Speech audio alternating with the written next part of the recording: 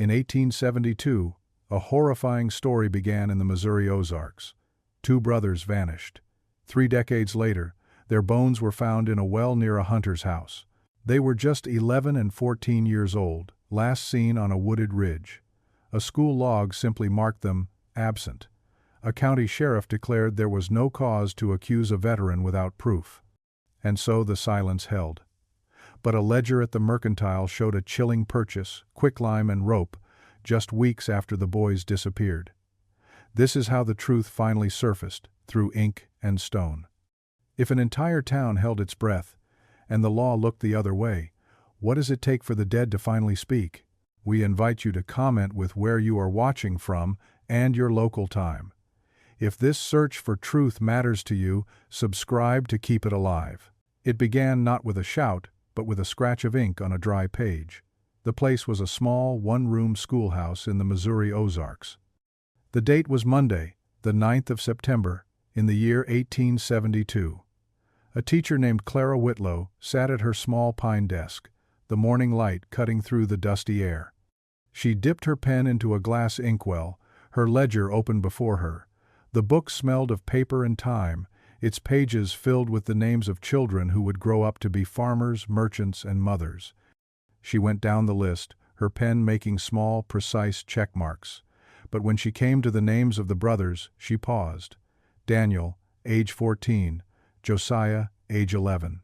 2 empty spots on the rough-hewn bench where they should have been sitting. Their family lived a hard day's walk away, but the boys were never late and never absent without word. She wrote 4 simple words next to their names, words that would hang in the air for 30 years. Absent, not accounted for. There was no more to say. In the quiet of that schoolroom, a story of profound and patient evil had just found its first, unassuming record.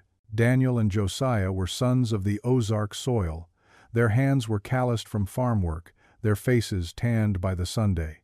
Life for their family was a cycle of planting and harvesting, of mending fences and tending to livestock from dawn until dusk. They knew the woods as well as they knew their own small cabin. Daniel, at 14, was already shouldering the responsibilities of a man. He was quiet, watchful, and protective of his younger brother. He could track a deer and read the clouds for rain. Josiah, just 11, was his shadow. He was quicker to smile, his pockets often filled with bird feathers, smooth river stones, and other small treasures found on his wanderings. He followed Daniel with a faith that only a younger brother can have. On that Monday morning, their mother had sent them on an errand. They were to deliver a small basket of eggs to a neighbor who lived on the other side of Whisper Ridge. It was a familiar path, one they had walked 100 times. They set off just after sunup, Daniel leading the way, Josiah trailing just behind, the stillness of the early morning broken only by the crunch of their worn-out boots on the dirt path. They were good boys, obedient and hard-working. They were the kind of children a community takes for granted, a constant, steady presence, until one day they are not there at all. The last person to see them alive was a farmer, mending a split-rail fence near the edge of his property. He remembered waving to them as they passed. He saw the morning sun catch the light in their hair. He watched them walk toward the dense line of oak and hickory trees that marked the beginning of the old woods. The path they were on wound its way up and over the ridge. On the far slope of that same ridge, hidden from most of the valley, stood the isolated hunting cabin of a man named Elias Cutter. The farmer saw the faint wisp of smoke rising from Cutter's chimney, a common sight he paid no mind to. It was just another part of the landscape. He turned back to his fence, to the rhythm of his work, as the 2 small figures disappeared into the shadows of the trees. He had no way of knowing that he was the final witness, the last man to see the brothers before they walked out of the world of the living and into a dark, local legend. The woods they entered were deep and old, a place of secrets. On that day the woods kept the one it was given. Evening came, and with it, a cold knot of dread began to form in their parents' home. The sun bled out of the sky, and the boys had not returned. Their father walked the path to the neighbor's house, only to be told the eggs were never delivered. The boys were never seen. He returned home as darkness settled, a deeper darkness now filling their small cabin. Their mother stood on the porch, calling their names into the vast, indifferent night. "Daniel, Josiah!" Her voice, thin and raw, was swallowed by the chorus of crickets and the rustle of wind in the trees. There was no answer. The father lit a lantern and walked into the woods himself, his light a tiny, fragile beacon against an ocean of black. He searched the familiar places, the creek where they fished, the hollow where they set rabbit snares. He found nothing. No sign of a struggle, no dropped basket, not a single footprint out of place. It was as if the path had ended, and the boys had simply vanished from the face of the earth. News in the Ozarks traveled on foot and by horseback, and by morning the community knew. Fear for one's children was a language everyone understood. Men left their fields and gathered at the family's farm, their faces grim. They formed search parties, riders fanning out through the hills while others walked the creek bottoms calling the boys names. The hunting dogs they brought were strangely agitated, whining and circling, unable or unwilling to pick up a scent. The women of the valley descended on the cabin, bringing bread and stew that no one had the heart to eat.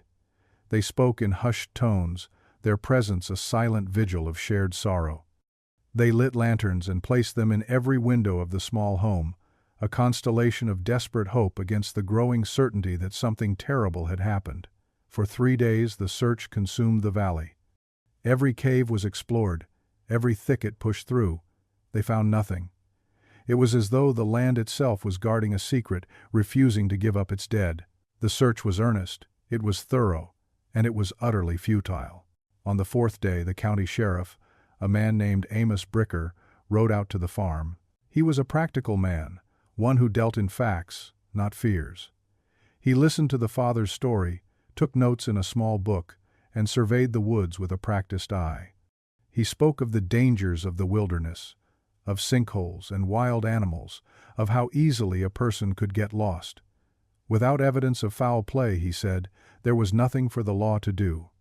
It was a wild country. Sometimes it simply claimed people. His words were meant to be sensible, but they fell like stones on the family's raw grief. His visit was brief. He promised to ask questions, but the investigation never truly began. The search parties grew smaller, the hope dimmer. The autumn leaves turned to gold and then to red, blanketing the ground and covering any trace of what might have happened. Winter came, sealing the hills in ice and silence. The lamps in the windows were finally extinguished. But the boys' absence became a permanent resident in the valley, a cold spot in every home. Their names, once spoken with love and pride, were now only whispered with a lingering dread, a cautionary tale for children who strayed too far from the path.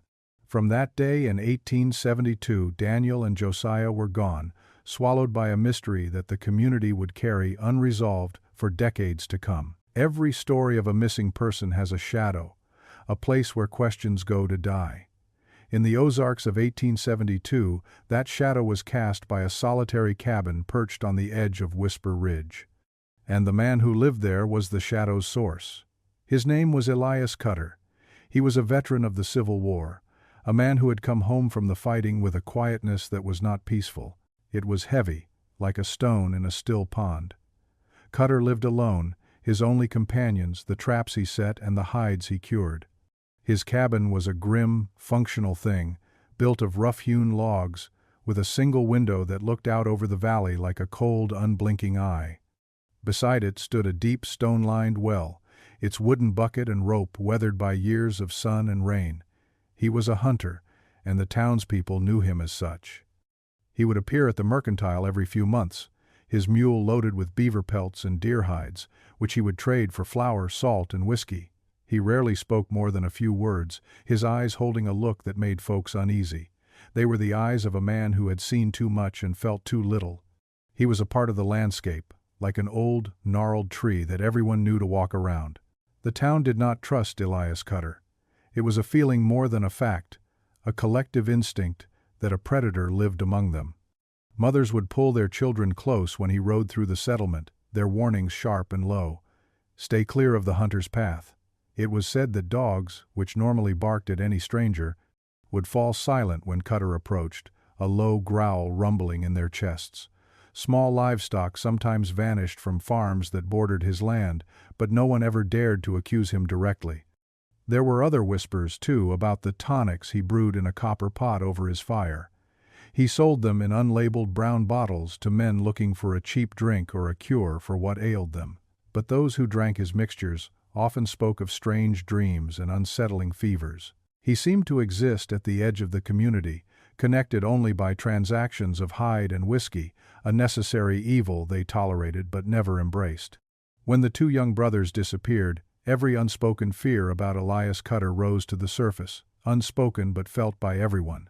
His cabin was near the last place they were seen. His land was wild and isolated. He was a man with no family, no ties, and a darkness that clung to him like the smell of wood smoke. Suspicion without proof is just a ghost in the daylight. But sometimes proof is there, hiding in plain sight, recorded by a hand that has no idea of the story it is telling. A few weeks after the boys vanished, in early October of that same year, Elias Cutter made one of his rare trips to the Mercantile. The store was run by a man named Samuel Dorsey, a merchant known for his meticulous nature. Dorsey believed that a man's character could be seen in his bookkeeping. His ledgers were works of art, every sale recorded in perfect, looping script, down to the last penny. On that cool autumn day, Cutter entered the store, his presence seeming to suck the warmth out of the room. He did not barter with hides this time, he paid in coin. Dorsey noted the purchase in his ledger, his pen scratching across the page. The date was October the 3rd, 1872. The entry was clear and precise. Elias Cutter bought 2 items, one 50-foot coil of heavy hemp rope and a 10-pound sack of quicklime. Dorsey thought little of it at the time. A man living alone in the woods had uses for such things. Rope for a new well bucket, perhaps. Lime for the outhouse. He wrote it down, turned the page, and the moment was buried under 100 other transactions for sugar, nails, and seed. The ghost of suspicion now had a faint, factual shape, but it remained locked away in a book on a dusty shelf. Sheriff Amos Bricker was not a man who went looking for trouble, especially when it involved a veteran. He had heard the whispers about Cutter, of course. In a town that small, whispers were as common as the morning mist. But Bricker valued order over unease. He believed in hard evidence, a body, a weapon, a witness. He had none of those. A few concerned townsfolk, emboldened by their fear, had mentioned Cutter to him. They pointed out that his cabin was near the ridge. They spoke of his strange demeanor.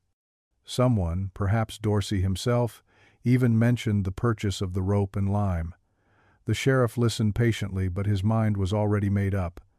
Elias Cutter served in the war, he told them, his voice firm. He's a decorated soldier.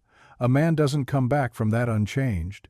He dismissed their concerns as small-town gossip. Rope and lime? People buy rope and lime every day. There is no cause to accuse a man, a veteran, without a single piece of real proof. His words were a wall. He was the law, and he had declared the matter closed. The official investigation, which had barely started, was now finished. By doing so, Sheriff Bricker had inadvertently given Elias Cutter the greatest gift a predator could ask for, the protective shield of authority. The community was left with its fears, forced to swallow its own quiet certainty, and so the silence won. Not because people forgot, but because they were powerless. The brothers' family eventually moved away, their grief a wound too deep to heal in a place filled with so many memories. Life in the Ozarks carried on. The seasons turned, winters buried the hills in snow, and springs brought them back to life. Elias Cutter remained in his cabin on the ridge, a permanent fixture of the landscape, a human warning sign. The children of the valley grew up hearing the story of the vanished brothers, a cautionary tale that always ended with the same instruction. Never go near the hunter's cabin, and never ever drink from his well. The truth of what happened that September day was not lost. It was simply driven underground, where it festered in the collective memory of the community. It lived in the hurried glances cast toward the ridge, in the mothers' tightened grips on their children's hands, and in the unspoken agreement to leave a dangerous man to his isolation. For decades, this uneasy peace held. The facts of the case, the last sighting, the school log, the mercantile ledger, lay dormant, like seeds waiting for the right conditions to finally break through the hard, unyielding soil. Time does not always heal wounds. Sometimes it simply covers them over, like a layer of dust on an old crime scene. 3 decades passed in the Ozarks. A generation grew up, married, and had children of their own. The railroad finally carved its way through the hills, bringing with it new faces and new money. The old veterans of the Civil War, men like Sheriff Bricker and Elias Cutter, grew gray and frail, their war stories fading into local folklore. The settlement grew into a proper town, with a new church and a brick courthouse. Progress was relentless. Yet, beneath the surface of this new and changing world, the story of the 2 vanished brothers remained. It was no longer a fresh wound, but a persistent, dull ache in the town's memory. At church picnics, holiday gatherings, and quilting bees, their names would occasionally surface, spoken in low voices by the elders who still remembered. The story had become a part of the local geography, as real as the creeks and ridges. The absence of Daniel and Josiah was a shadow that had attached itself to the land, a ghost that walked alongside the living. The warnings passed down from parent to child became a sacred tradition. "Don't you go near that ridge," mothers would say, their voices sharp with an ancient fear. "The Cutter place is no place for good folks." Elias Cutter was now an old man, stooped and withered, but the dread surrounding him had not diminished. If anything, it had grown stronger with time, solidifying from suspicion into an accepted, unspoken truth. He was rarely seen in town anymore. He had become a recluse, a hermit in his own dark kingdom. But his presence was still felt. Travelers who passed by his property on the main road spoke of an unsettling quiet, a stillness that felt unnatural. They reported strange noises at night, a rhythmic thumping like someone digging, or a high-pitched sound that was not quite an animal and not quite a man. And there was the well. Over the years, stories about the well had taken on a life of their own. It was said that horses would shy away from it, refusing to drink. Dogs would tuck their tails and whine if brought too close. Local boys on a dare would sometimes sneak onto the property to listen at the well's stone lip. They would come back pale and shaken, swearing they had heard whispers coming from its dark, watery depths. The well had become more than just a source of water. It was a place of morbid fascination, a symbol of the town's buried secret. A community's conscience can lie dormant for a long time, but it rarely dies completely. It waits for a voice, a moment, a crack in the wall of silence. In the winter of 1899, that crack finally appeared. It came from a small, dimly lit room where an old woman named Martha Fenn lay dying. Martha had been a midwife, a woman who had ushered many of the town's residents into the world. She was respected, known for her sharp eyes and for holding the secrets of half the families in the county. As she lay on her deathbed, her mind clouded by fever and the approaching end, she became restless. She was wrestling with something, a burden she had carried for nearly 30 years. Her daughter sat by her side, wiping her brow with a cool cloth. In a moment of clarity, Martha grabbed her daughter's hand, her grip surprisingly strong. Her voice was a dry, raspy whisper. "Listen to me," she rasped, her eyes wide with a desperate urgency. "Listen, the boys, the brothers." Her daughter leaned closer, trying to make sense of her mother's fragmented words. "What about the boys, Mama?" Martha's breath hitched. "Ask the well," she whispered, her voice barely audible.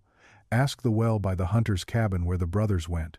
A look of terror and relief washed over her face, the expression of someone who had finally unburdened her soul, but it was too late. Before her daughter could ask the crucial question, before she could ask for the name of the hunter, Martha Fenn's eyes went vacant. She was gone. And with her, the full story of what she knew. The daughter was left with a chilling, incomplete puzzle. A deathbed confession that was more of a riddle.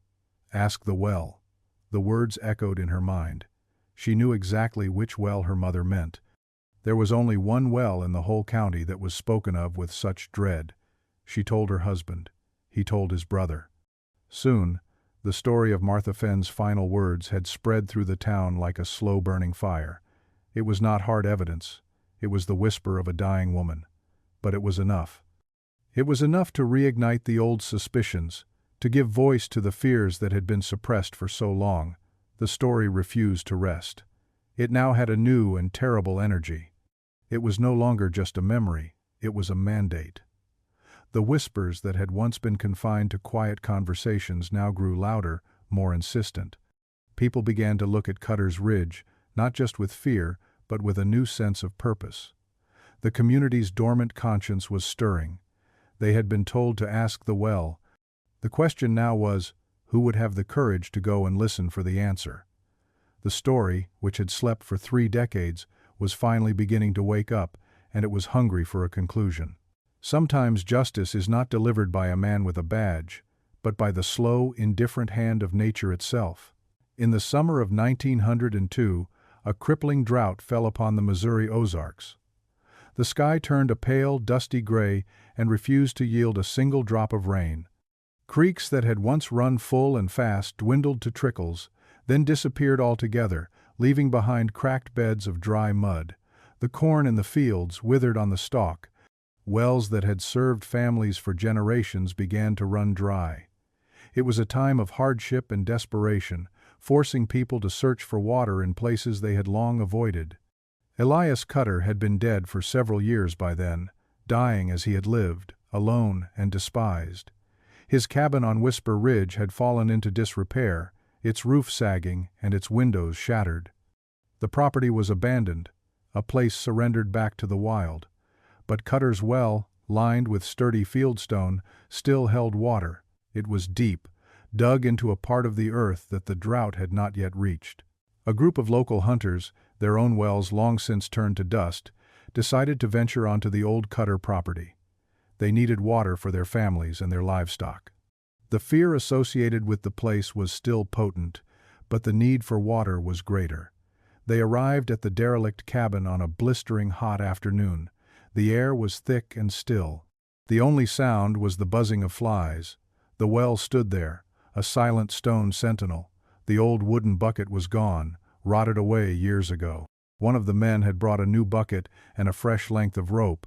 He tied the rope to the bucket's handle and began to lower it into the darkness. He felt it hit the water with a soft splash, a sound more precious than gold in that dry season. As he began to pull the heavy, water-filled bucket up, he felt it snag on something. He tugged, but it was caught fast. He called over his companions. Together, they pulled on the rope with all their strength.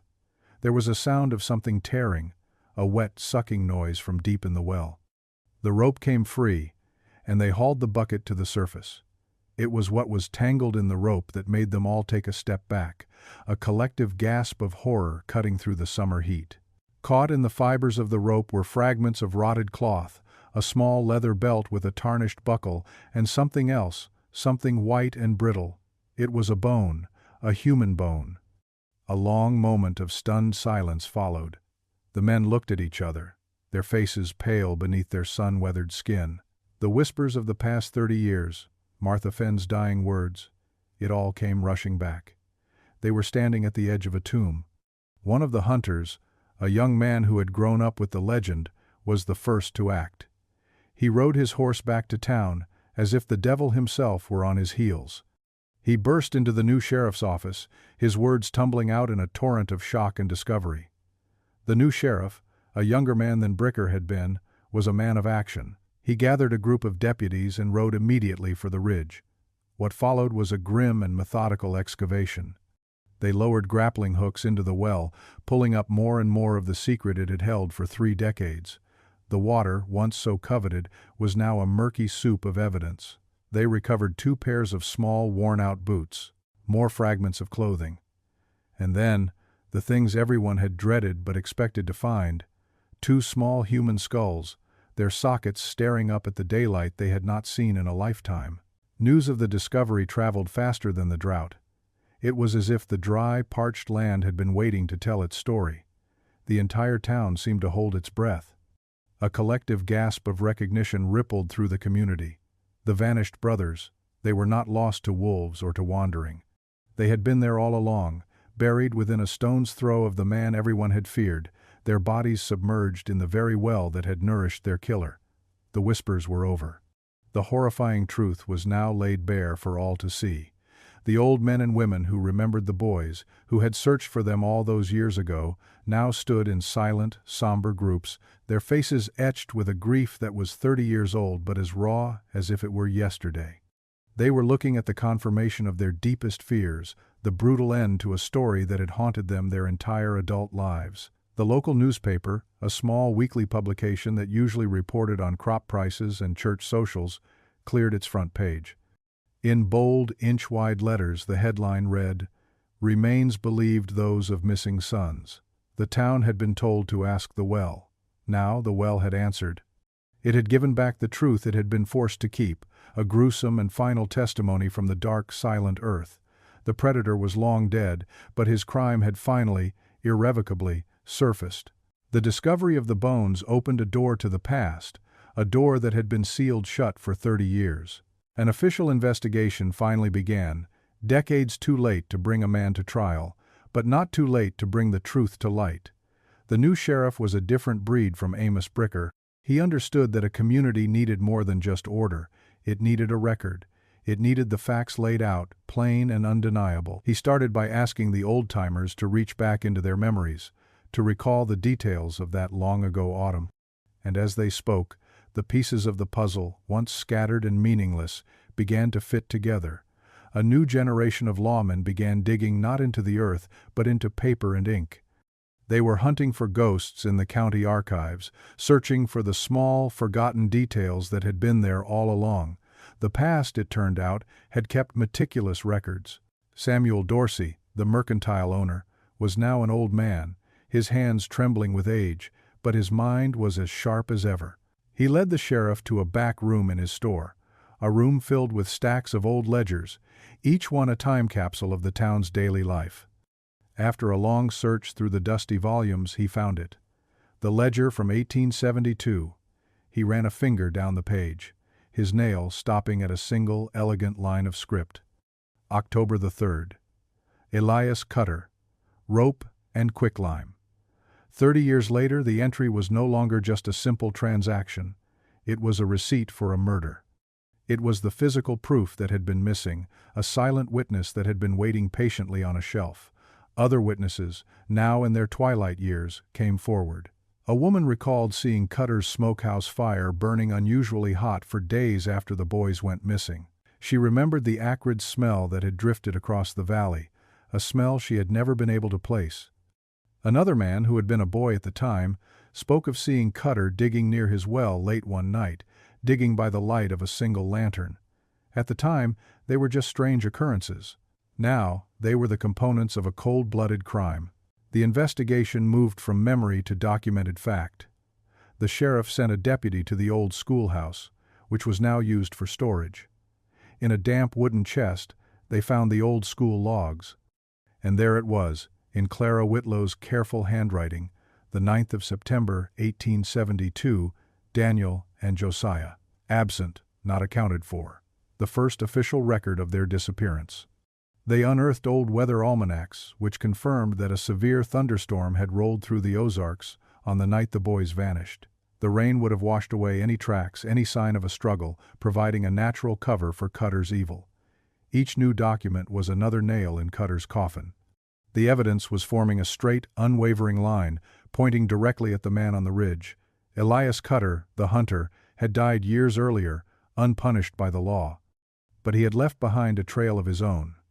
A deputy was sent to search the derelict cabin, looking for anything the old man might have left. In a rotting trunk beneath a loose floorboard, they found his personal effects, a few tarnished medals from the war, some old tools, and a small leather-bound hunting journal. The journal was the final, damning piece of evidence. Most of its pages were filled with mundane entries about weather patterns, animal sightings, and the prices of pelts. But as the sheriff carefully turned the brittle pages, his eyes fell upon an entry dated September the 10th, 1872, the day after the boys disappeared. The handwriting was jagged, frantic. It was a single, cryptic line. 2 quail down, buried deep, a storm helped. To an outsider, it was meaningless. But to the people of the valley, who now knew what lay at the bottom of his well, the meaning was horribly clear. The 2 quail were the 2 brothers. Cutter had documented his own crime in his own hand. A chill ran through the room as the sheriff read the words aloud. The tension was palpable. The evidence was overwhelming, and it had always been there, hidden in plain sight, recorded in ledgers, weather notes, and a killer's own journal. It had simply been overlooked, ignored by an authority figure who chose convenience over justice. Sheriff Bricker's failure to act 30 years earlier now seemed not just a mistake, but a profound betrayal of the community he had been sworn to protect. The record was finally unfolding, a dark and terrible story written in the ink of the past, now being read in the harsh light of the present. The silence was not just broken, it was shattered. The truth, once unearthed, demanded acknowledgement. Word of the discovery reached distant relatives of the brothers, grandchildren of the family that had moved away so long ago. They journeyed back to the Ozarks, returning to a place they had only known through hushed family stories. They came not for vengeance, the man responsible was long dead, but for something more fundamental, to reclaim the names of their lost kin, to give them a final resting place. The sheriff released the remains to them, the small collection of bones and artifacts carefully placed in 2 simple wooden boxes. A service was arranged, not in the new brick church in town, but on the very ridge where the boys had last been seen alive. It was a somber gathering. The entire town, it seemed, climbed the hill that day. They stood under the shade of the old oak trees, their faces a mixture of sorrow and resolve. The town elders, men and women who had been children when the boys disappeared, spoke plainly. There were no gentle euphemisms, no soft peddling of the truth. They spoke the name of Elias Cutter aloud, not with a whisper of fear, but with the cold, hard clarity of condemnation. His name, once a symbol of unspoken dread, was now stripped bare, exposed for what it was, the name of a predator. One old man, his voice cracking with age and emotion, put it simply. The hunter, he said, looking out over the silent crowd, had become the hunted in the end. Hunted by time and hunted by the truth. The service was more than a funeral. It was a town's public confession. It was an admission of a collective failure, a breaking of a 30-year silence. As people began to share their memories, the full tapestry of the community's conscience came to life. Each testimony was a thread, weaving together a story that had been incomplete for too long. A woman who had been Clara Whitlow's niece brought forth the old-school ledger. She opened it to the page from September 1872 and showed the crowd the neat, careful penmanship of the 2 absent boys. "This is how we must remember them," she said, her voice clear and strong. Not as a ghost story, but as the children they were, with futures that were stolen. Her words gave the boys back their humanity, lifting them out of the realm of dark legend and restoring them as real, tangible losses. An elderly farmer, his back stooped from a lifetime of hard labor, stepped forward. He recalled lending Daniel and Josiah a lantern on the day they disappeared, a small kindness he had almost forgotten. The lantern was never returned. "I never thought much of it," he admitted, his gaze fixed on the 2 wooden boxes. "But now I know it was the light they were carrying into the darkness." His simple, heartfelt memory added another layer of poignant detail to their final hours. It was a detail that made their fate feel immediate, present, and all the more tragic. This public act of remembering was a powerful corrective. It was the community choosing to write its own history. The silence that had protected a predator for so long was finally, completely broken. The facts, which had once been dismissed as gossip or ignored for the sake of an easy peace, were now being spoken as public record. The story was being taken back from the realm of whispers and placed firmly in the world of acknowledged fact. The people were correcting the failure of the law. Where Sheriff Bricker had chosen to look away, the town was now staring the ugly truth directly in the face. They were doing what should have been done 30 years earlier. They were bearing witness. The names of Daniel and Josiah, once associated with fear and loss, were now linked with courage and remembrance. The community's conscience, which had lain dormant for so long, had not just awoken, it had risen up, a formidable force against the erasure of time. The act of speaking the truth aloud was a liberation. It lifted the heavy shroud of unspoken guilt and replaced it with a shared commitment to memory. The ridge was no longer just a place of dread. It was now a place of testimony. a place where a community had gathered to reclaim its own story and to set the record straight, once and for all. No court of law ever called the name of Elias Cutter. No jury ever heard the evidence of the school log, the mercantile ledger, or the killer's own damning journal. The man who had committed an unspeakable crime died in his own bed, never having to answer for it in a courthouse. By the standards of men and their laws, he had gotten away with it. But the Ozarks operate by an older set of rules, a deeper kind of justice. And in that higher court, the court of memory and consequence, Elias Cutter was tried, convicted, and sentenced to a punishment far more fitting than a hangman's rope.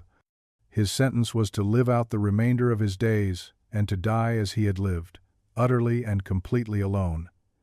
In his final years, his isolation became his prison. The community did not need to raise a hand against him. Their silence was a weapon far more potent. He became a ghost before he was even dead, a walking specter on his own land. His name, when spoken at all, was a curse.